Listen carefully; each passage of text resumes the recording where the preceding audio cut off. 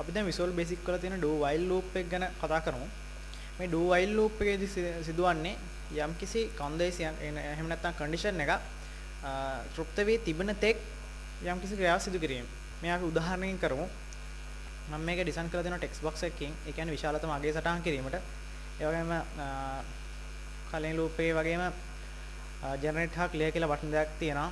ඒ වගේම list box එකක් යොදාගෙන තියෙනවා. මේක list box එක list කියලා නම් කරලා තියෙනවා.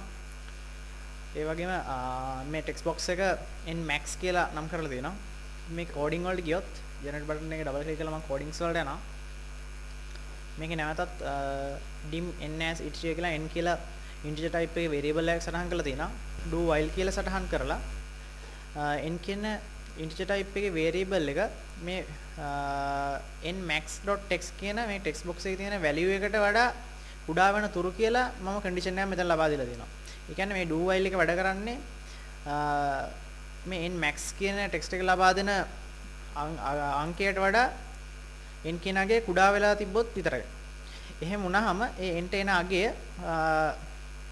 list box එකේ add item කියන property එක යටතේ list box එකට ඇතුළත් කිරීම සිදු කරනවා. ඉන්පසුව මේකේදර කලින් for next loop එකේ වගේ automaticallyම n ගේ අගය වැඩි වීමක් සිදු වෙන්නේ නැහැ. මේකෙදි අපි ඒක වැඩි කිරීම සඳහා කෝඩ් එකක් ලියන්න ඕනේ. ඒක මම මෙතන ලියා තිනවා n සමාන n දන 1 කියලා. ඒකට කලින් තිබෙන්නකට වඩා එකක් වැඩි වෙනවා. ඊට පස්සේ loop කියලා සටහන් කිරීමෙන් නැවතත් ඒක සිදු වෙනවා මේ condition එක true වෙනවා. මේක තමයි do while loop එක අපි සටහන් කරන්නේ.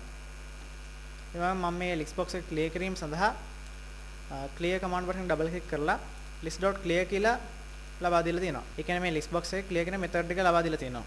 එතකොට ඒක list box එකේ තියෙනවා clear කරලා යනවා. මේක run time එකට දැන් ගිහිල්ලා බලමු. මම මේක maximum අගයට ලබා දෙනවා 12ක්. එතකොට වෙන්නේ මේක අතන මුලින් කියපු විදිහට මෙතන n සමානයි 12ට වඩා අඩු වෙන තුරු තියෙන සේරම සංඛ්‍යා ටික ඩිස්ප්ලේ වෙනවා. මෙහිදී n ට අගයක් ආදේශ වෙලා නැති හින්දා n බිඳුව වෙලා තමයි තියෙන්නේ.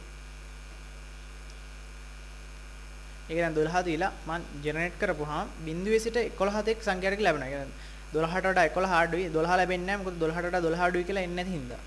බිඳුවේ ඉඳන් 11 වෙනකන් සංඛ්‍යා ටික ලැබෙනවා. මේ විදිහට අපිට ඕන ආගයක් දේශ කරලා බලන්න පුළුවන්. මේ සංඛ්‍යා ටික ලැබෙනවා. මේක තමයි do while loop එකේ ක්‍රියාත්මක වෙන ආකාරය.